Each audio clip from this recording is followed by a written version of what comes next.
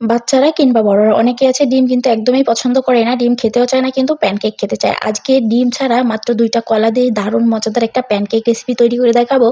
এত সহজে যেকোনোভাবেই তোমরা ঘরে তৈরি করে নিতে পারো। একেবারে ঘরে থাকা উপকরণ দিয়ে। সত্যিই খেতে যে এত মজাদার ছিল যেটা বলার বাহিরে। আসসালামু আলাইকুম আমার কলিজার ভাই-বোনেরা, তোমরা কেমন আছো? চলো চলে যাই মূল রেসিপিতে। আজকে তোমাদের সাথে একটা দারুণ প্যানকেক রেসিপি শেয়ার করব, তাও ডিম ছাড়া। ২ টা কলা দিয়ে, জাস্ট ২ টা কলা দিয়ে। এখানে আমি ১ম এ ২ টা কলা নিয়ে নিয়েছি। কলা দুটাকে ভালো করে ছিলে এর ভিতর দিয়ে দিব। এরপরে ছোট্ট একটা চামচ নিয়ে এটাকে ম্যাশ করে নেব। তোমরা হাত দিয়ে এই কাজটা করতে পারো, বাট আমি চামচ দিয়ে সামান্য ম্যাশ করে নিয়েছি। এটাকে যদিও আমি ব্লেন্ড করে নেব, এজন্য সামান্য একটু ম্যাশ করে নিলাম। তোমরা চাইলে কিন্তু এটা হাত দিয়ে এই কাজটা করে নিতে পারো, ব্লেন্ডারে না দিলে। হাতের কাছে ব্লেন্ডার থাকলে ব্লেন্ডারে দিয়ে নিলে, আর না থাকলে নাই। কোনোই ব্যাপার না। এবার এর ভিতরে আমি সামান্য একটু, জাস্ট সামান্য একটু দিয়ে দিব ভ্যানিলা এসেন্স। এটা অপশনাল, তোমরা চাইলে স্কিপ করতে পারো, কেননা এখানে যেহেতু কলা দেওয়া হয়েছে, কলার কিন্তু একটা দারুণ স্ট্রং ফ্লেভার আছে। যাই হোক, এখানে দেওয়ার পরে এখানে আমি দিয়ে দেবো 1/2 কাপ চিনি। দেখো এখানে দেখিয়ে দিচ্ছি 1/2 কাপ চিনি। তোমরা এখানে চিনির পরিমাণটা কমিয়ে বাড়িয়ে দিতে পারো, যেহেতু আমি একটু মিষ্টি বেশিই খাবো, এই জন্য মিষ্টি বেশি দিয়েছি। তোমরা মিষ্টি চাইলে কম দিতে পারো, আরও কম দিলেই ভালো হবে। 1/2 কাপ দিয়ে দিয়েছি দুধ আমি আবারও পরে অ্যাড করব। এবার এখানে ব্লেন্ডার করে নিয়েছি, সামান্য একটু লবণ দিয়েছি, আরও 1/2 কাপ দুধ দিয়ে দিলাম এখানে। এবার দিয়ে দেবো 1 কাপ ময়দা, মানে এই 1/2 কাপের 2 কাপ ময়দা দিয়ে দিয়েছি।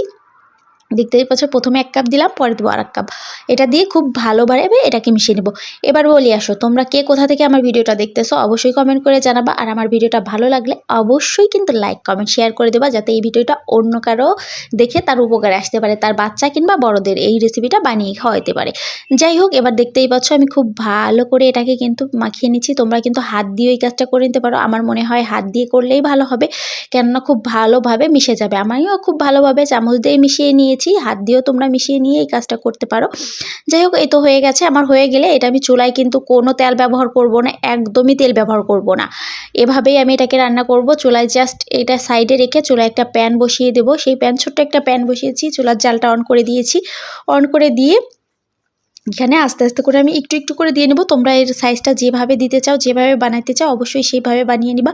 আমি সাইজটা কিন্তু একদমই ছোট রাখতেছি, এই জন্য ছোট করে বানিয়ে নেব।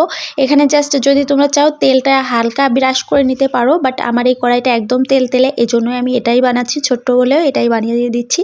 এবার এখানে আমি দিয়ে দেবো একে একে দিয়ে সবগুলো বানিয়ে নেব। তোমাদেরকে একটা বানিয়েই দেখাচ্ছি, সবগুলো বানিয়ে দেখানো আমার সময় ছিল না, এই জন্য পরে অন্য একদিন ডিম দিয়ে একটা প্যানকেক বানিয়ে দেখাবো, সেটা অবশ্যই তোমাদের ভালো লাগবে। আজকের ভিডিওটা অবশ্যই ভালো লাগলে কিন্তু শেয়ার করে দিবা বা টাইমলাইনে রেখে দিবা।